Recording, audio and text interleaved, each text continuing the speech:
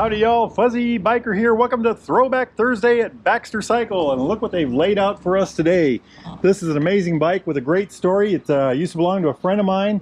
I put a few miles on it before, and today we're going to go take that hot rod for a ride. Let's roll. Wahoo!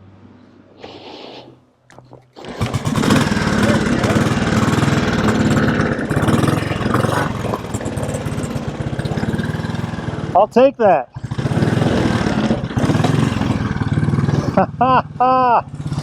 Oh, that was a lot of work, my friends. Okay, shifter, this is a 4-speed box. Up is first gear and the rest are down. These Infields are supposed to have incredibly good transmissions, shift very well. Let's try the rear brake out. It works. It's got a dual shoe front brake, and that works.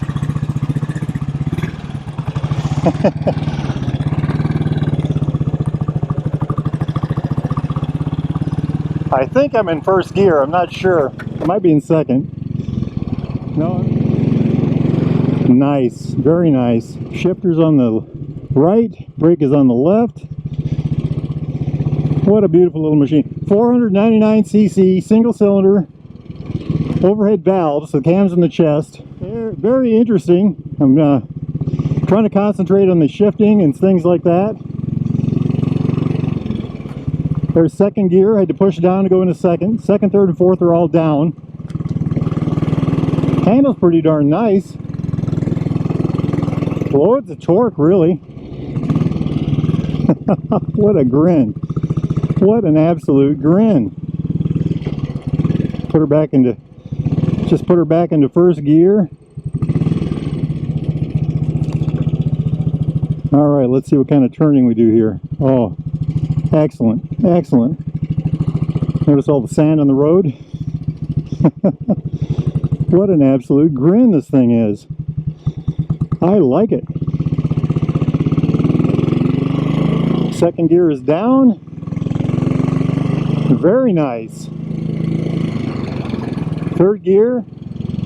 The engine and the transmission are separate units. Downshifting is actually upshifting in this bike. We should be in first gear now. The transmission is bolted to the back of the engine. I love it. Look at that chronometric speedometer there. It goes in increments. Shifting is an interesting thing. Not only is it on the right side, but it's the opposite of normal. That must be neutral.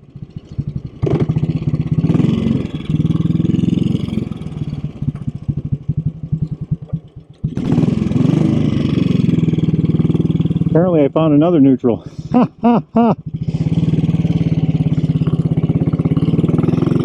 Beautiful. My understanding is that when you get going down the highway on this thing, it smooths right out. So the brakes on this, I think it's a 6-inch shoe on the front, double shoe. 2 thin shoes. There's 2 cables off the brake lever. And then the rear is a single brake shoe. We'll look at that when we get stopped.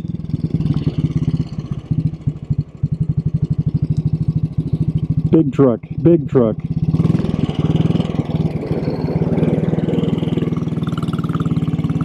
What a grin. Second is down.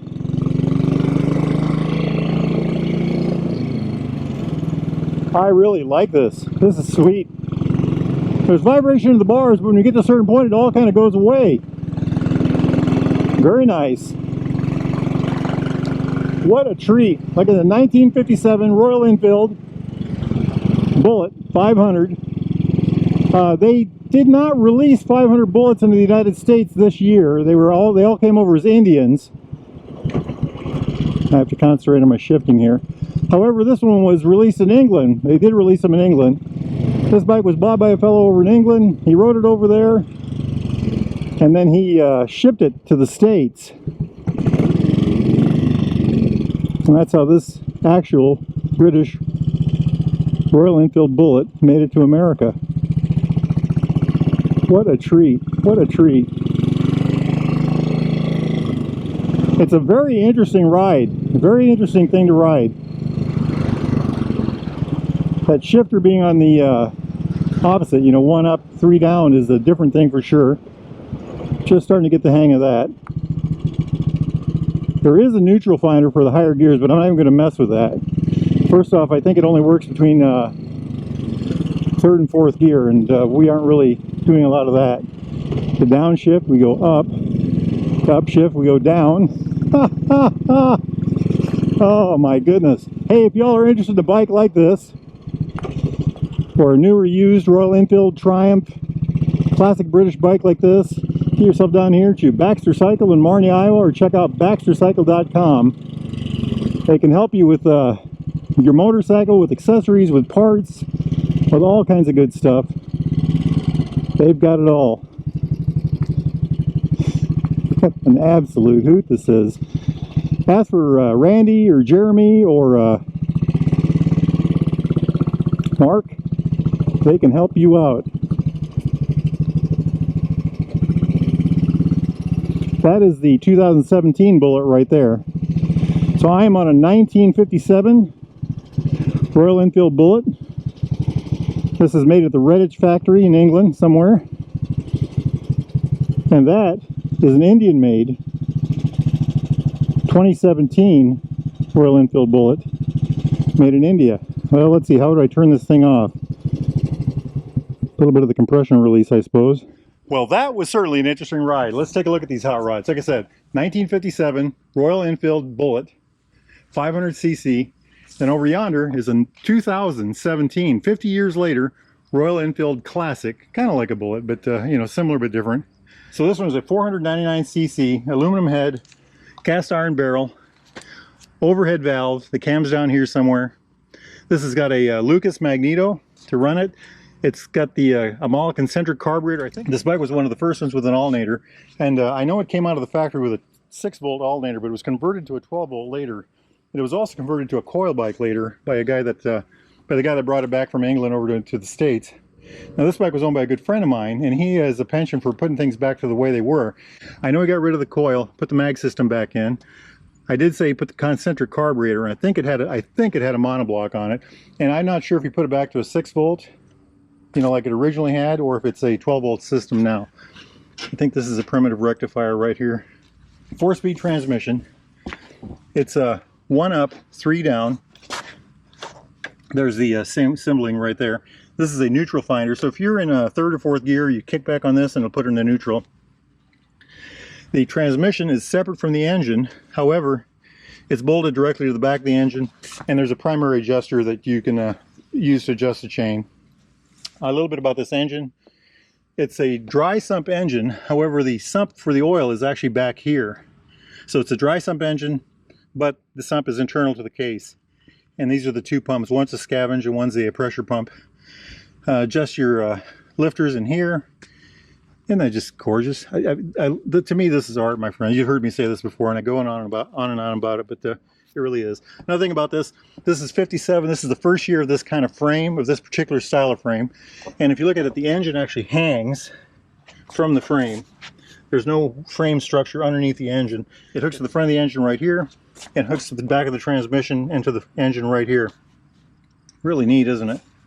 I just love this kind of stuff. It's just, you know, really an interesting looking thing. And of course, here's the primary. If you look at this, you'll notice the primary doesn't have any screws or bolts around the edges. It's a central bolt, squeezes it on, and that's supposed to keep the oil down.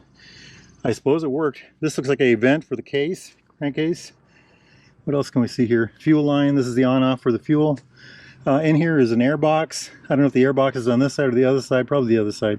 And also a little bit of a tool compartment. Looking over here, it's got a drum brake on the back. I'm not sure what size that is. And of course, you all know how I love these mechanical brakes. You know, the lever, the fulcrum point here, the arm.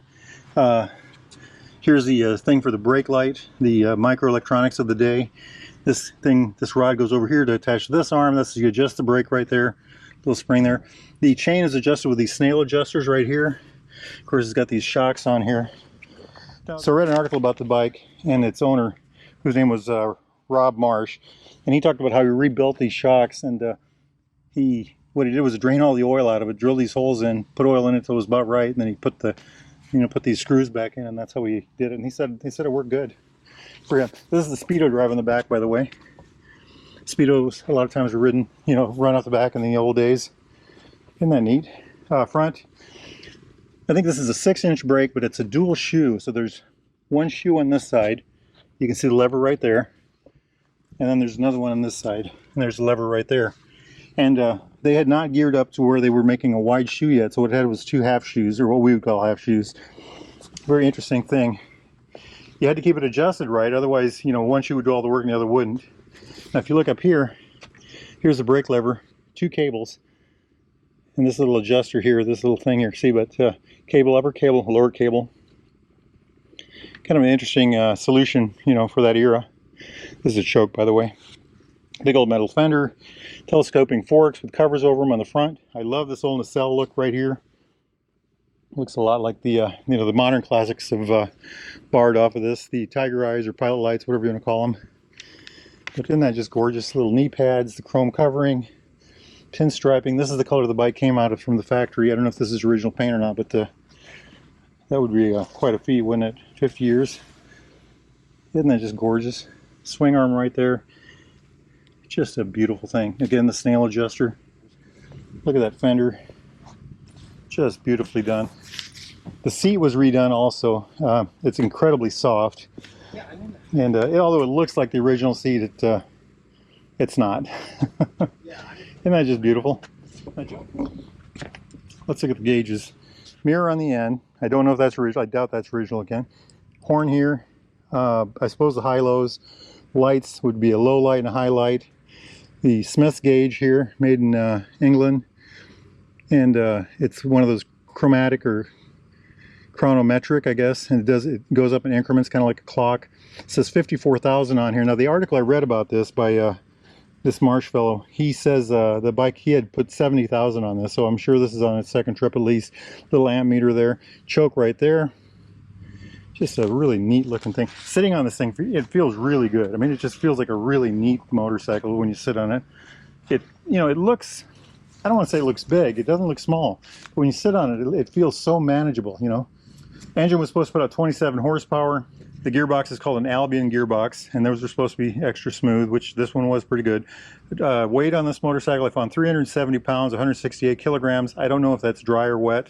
Seat height was 31 inches, which is 871 millimeters, 877 millimeters. Wheelbase is supposed to be 54 inches, 1,372 millimeters. And we talked about it says 6-inch drum on the front, drums on the front. 7-inch drum on the rear. The front tire is a 3 1/4 by 19. The rear tire is a 3 1/2 by 19. Just a real neat thing, isn't it? Just a really neat thing. All right, let's take a quick look at this modern version of the same motorcycle. Right away, the frames are different. You can see that right away. They both have a single down tube. The frame in this bike goes under the engine, where the frame on this bike does not. This whole rear end is different, of course. The back part of the frame, the frame loops up and comes back with the arms that go out. Over here, this goes all the way out with the backs. Different kind of seat, of course. Big single cylinder 500. I don't think you had to adjust the valves on this anymore. This still has a Kickstarter, but it also has an electric start right there. And of course, this is fuel injected. This motorcycle actually looks larger to my eye than this bike here. Very well done, very well done. The work on this is impeccable. Like I said, a good friend of mine, Everett, he's known for taking older bikes like this, taking them into little pieces and then putting them back together in ways that just make them run fabulously. And this is another example of that. Now, if you're interested in anything like this, get yourself down to the mighty Minnetropolis of Marnie, Iowa. Find yourself on Baxter Cycle, or go to baxtercycle.com. Talk to Randy or Jeremy or Mark, and they can help you out with this kind of stuff. They also have, they're the largest supplier of classic vintage British motorcycle parts in North America. They've got warehouses full of that stuff. If they don't have it, you're going to have a hard time finding it. They also have all kinds of accessories and gear and all kinds of neat stuff like that. You know, it's a nice day. I'm going to try to get this thing started again and get it back into the shop. And I'm going to hop on my motorcycle and go for a ride. Y'all do the same, my friends. Life is good. Wahoo! 5, 4, 3, 2, 1. 5, 4, 3, 2. 5, 4, 3, 2, 1. 5, 4, 3, 2. Almost. 5, 4, 3, 2.